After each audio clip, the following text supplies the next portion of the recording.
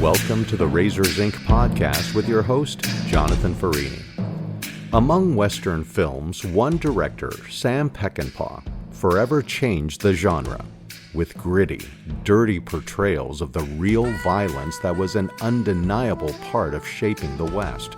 Think Pat Garrett and Billy the Kid, or his magnum opus, The Wild Bunch. And while not a Western, in 1974, Peckinpah directed a film that defies categorization, but with all the grit, dirt, and blood found in Peckinpah's Westerns. So pour yourself a drink, pull up a chair, and hear Jonathan's take on movies, television, and today, an analysis of what Jonathan calls Peckinpah's wholesale film. Here's your host, Jonathan Farini. I first saw the movie at age 16 in 1974. Over the years, I've come to the conclusion Bring Me the Head of Alfredo Garcia is a wholesale film. What's a wholesale film? It's my term to describe a film with a beginning, middle, and end, but excluding character development and open-ended scenes, leaving us guessing and wanting more. Why? First, it could be budget. This was an independent film made in Mexico at a Mexican studio by writer and director Sam Peckinpah, who adored Mexico and lived there. See Peckinpah's biography. It was a small-budget film by even early 70s standards, reportedly $1.5 million. Maxim of the podcast, never trust numbers. It had no stars except for Gig Young, who had won the Oscar for Best Supporting Actor in They Shoot Horses, Don't They? 1969. See my podcast by the same name. The cast is rounded out by American actors you'll recognize, but may not know their names, including Warren Oates, who plays the leading man, Benny. Oh, you know the name Garcia? Sure. It's like Jones or Smith. We're at the Hotel Camino Real. If you come up with anything, we'd be glad to see you. Bring that with you. Well, don't worry. If he's alive, I'll find him. Well, alive isn't our problem. Well, how about dead or alive? How about that? Dead. Just dead. Warren has an extensive television and filmography dating back to the 50s and played character actors, worked for Peckinpah 4 times, most notably within The Wild Bunch. Second, it could be the director recognizing your intelligence as a viewer, providing you a gift, and permitting you to write your own story around his wholesale or skeletal story. In the case of this movie, I contend it was a little of both. Let's explore together, and I'll end the podcast with a pop quiz. The film opens with a young pregnant girl standing in front of a powerful man named El Jefe within a large hacienda in Mexico, who asks in Spanish, "Who's the father?" The room is filled with what appears to be family members and clergy. When she doesn't answer, he motions for his bodyguards to rip away her blouse, exposing her breasts. She confesses the father is Alfredo Garcia. El Jefe exclaims, "He was like a son to me. Por favor, un millón el que me traiga la cabeza de Alfredo Garcia. Bring me the head of Alfredo Garcia." This bounty sets in motion the introduction of a cast of characters who seek the whereabouts of Alfredo to earn the bounty. That's the summary of the movie, but I'm a writer, and Peckinpah is teasing me, and I want more. We reasonably presume the man offering the bounty is the girl's father. She appears underage, ladies, so I use the term girl. Who is El Jefe, and why is he so powerful? No mention of a cartel, drug lord, nothing. Why is he so angry that he would humiliate his daughter publicly and offer up a bounty for his soon-to-be grandson's father's head? Peckinpah doesn't tell us. We're introduced to 2 American men wearing business suits who are scurrying around Mexican bars, restaurants, hotels, and whorehouses, seeking a clue as to Garcia's whereabouts. They are played by Robert Webber and Gig Young. They're all business, not the joking friends, doubles team of the 90s movie, about two assassins, but inspiration for the 90s film characters, maybe. Nothing happens in film by accident. Gig Young has few words in this film, which makes him even more menacing and evil. Both of these characters play sociopaths, in my opinion. More about Gig later and the relationship of these two characters. They walk into a Mexican dive bar and meet the bartender and piano player, who is American and named Benny, played wonderfully by Warren Oates, who is showed a photo of Alfredo and doesn't know him. You've worked around here quite a while, huh? Yeah, about 6 years. Started up in the Black Cat in TJ. Now, that was a nice place. Classic place. Classic people came in there. One night, Paulette Goddard came in and asked me if I You know a lot of studs around here?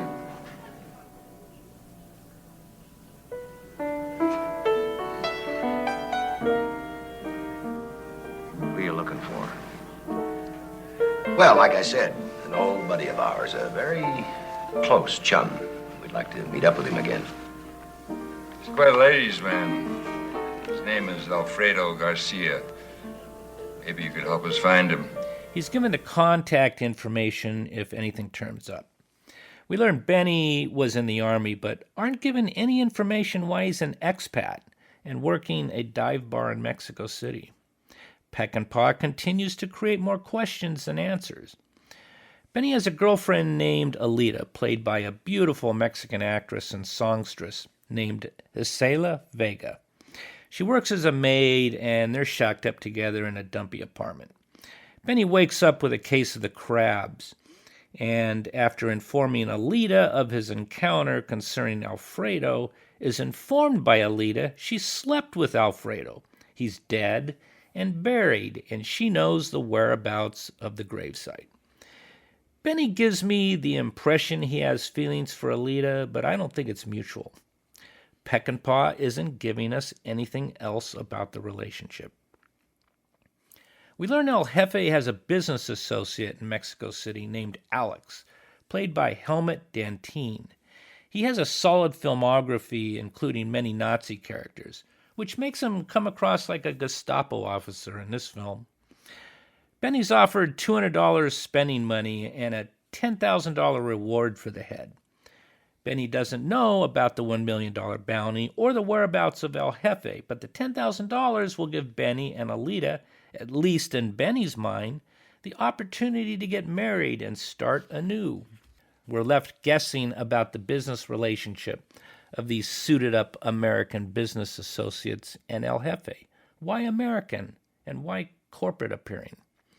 Alita and Benny are off to Alfredo's grave, and along the way are followed by two shady Mexican guys in a green beat-up station wagon. There's absolutely no explanation for who they are, except we're left presuming they want to trail Benny to the grave and steal the head. Cars are protagonists in this film. Benny drives a beat-up red convertible 60s Chevy Impala, and we'll meet up again with Weber and Gig driving a 70s Dodge station wagon with fake wood paneling the size of a boat. Peckinpah adds a scene which is not pivotal to advancing the skeletal storyline, but is fascinating or gratuitous, depending upon your outlook. Benny and Alita stop for a picnic and are accosted by two American bikers, one played by Chris Christopherson. A gun is held on Benny,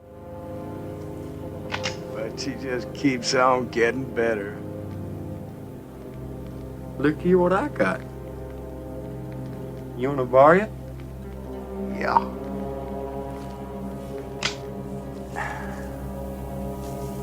Well, I think I'll just borrow yours.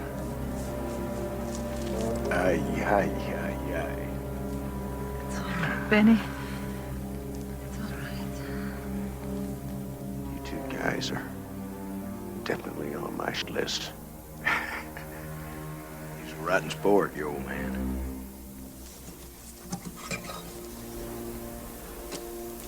Let's get out of here. Come on. I want to kill you one day, you gringo son of a... No, you won't, Benny. I've been here before. You don't know the way. and is escorted off into the desert to be raped by Chris's character. Chris and Alita exchange face-slapping. He tears away her blouse, exposing her breasts, looks her up and down, and walks away, leaving her standing there bemused. And she follows Chris like a lost dog, falling into his arms, and makes love until Benny disarms his captor, kills him, and returns to find Alita and Chris together, killing Chris. You're dead.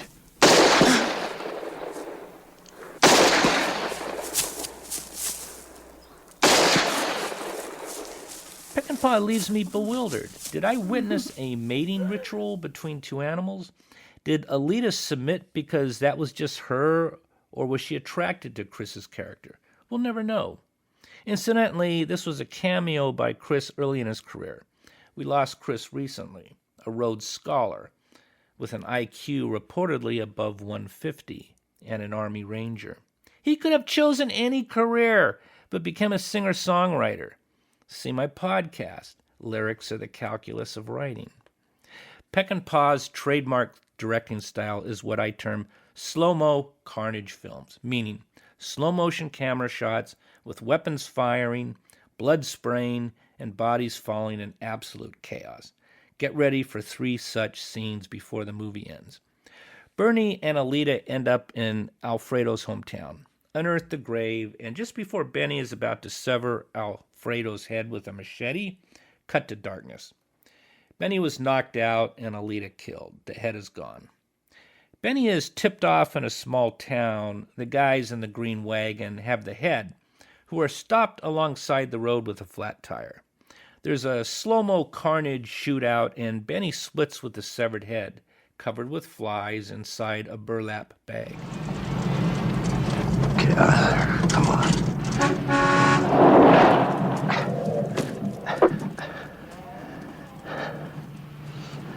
Sorry, Al.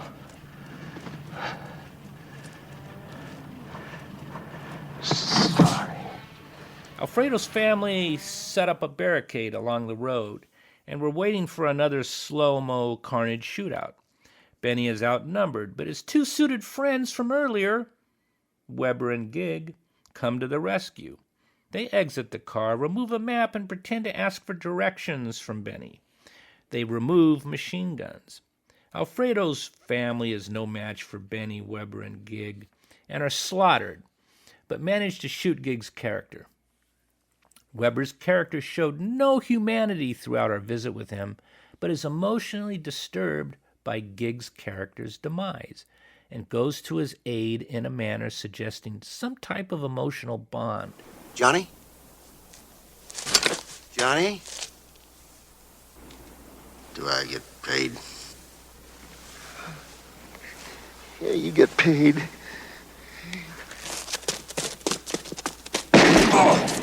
He's killed by Benny.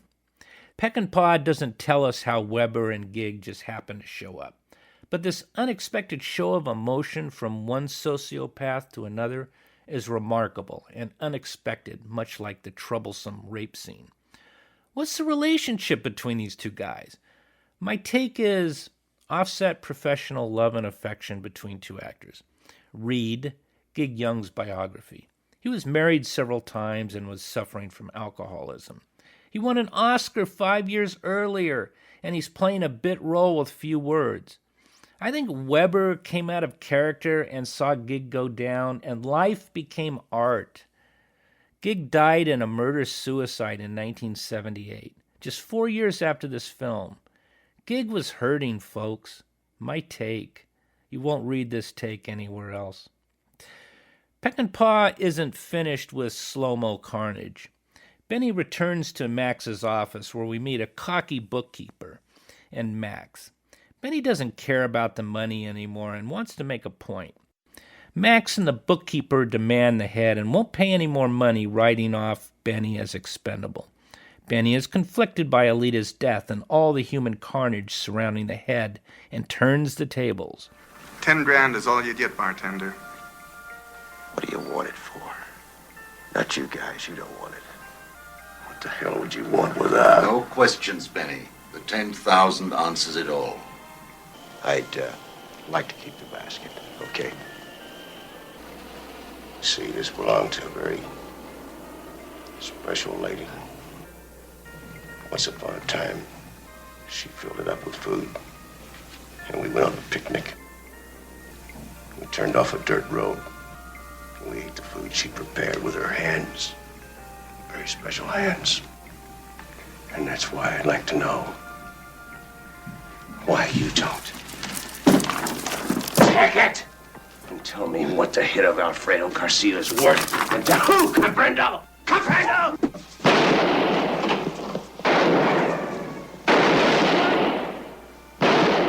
Max and the bookkeeper become expendable in Peck's slow-mo carnage. Peckinpah is tightening up the story for us now because he has given Benny a moral compass. It's not about money for Benny. It's revenge for Alita's murder. Think back to the Benny we first met and his emotional development for a moment. How did he get here? Was it in him all along?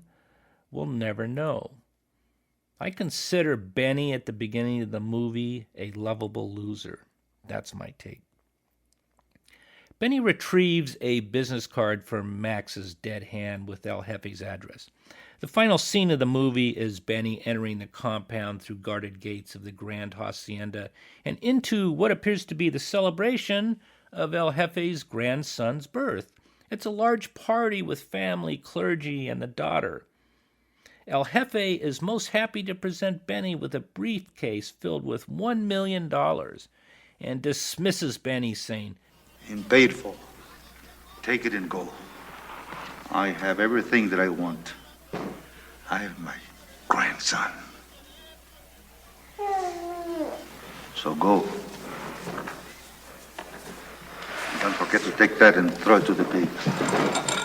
Peckinpah delights us with a full-circle payback. Benny resents Alita's death, the many deaths and carnage resulting from this bounty, and the brush-off by El Jefe. Benny removes his gun and before shooting is told by the daughter, Kill him. referring to her father, who humiliated her earlier. Benny remarks, Take this. You take care of the boy, and I'll take care of the father. yeah.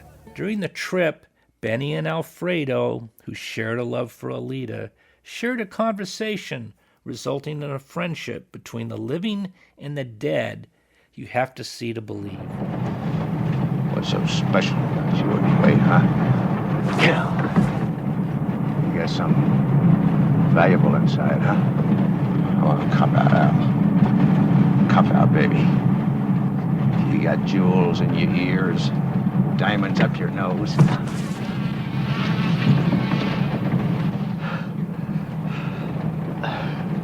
You son of a bitch. It wasn't worth it, baby. It wasn't worth her. I'll be damned if she's not keeping the best part of you company. You low-life bastard. I'd like to think it was Peckinpah's Day of the Dead celebration with Alfredo welcoming Benny to the afterlife. It doesn't end well for Benny, who is shot to death by El Jefe's cadre of bodyguards in a slow-mo shootout. Cut to simple credits rolling over still photographs of the players, accompanied by a beautiful musical score by Jerry Fielding. See his biography.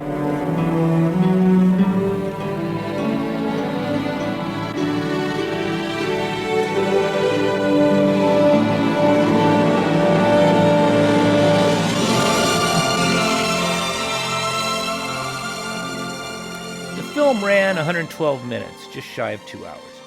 Your assignment is to add 8 pages of script, or 8 minutes, to make it a 2-hour film. Fill out the characters and scenes any way you want. I already have completed my assignment. Your script is due in 1 week. Until I see you next time, please leave behind a soft footprint, and class is dismissed. And as referenced in the intro, it's worth checking out Peckinpah's entire filmography. You'll be rewarded with images and performances that will echo like the shots fired from a Browning M19.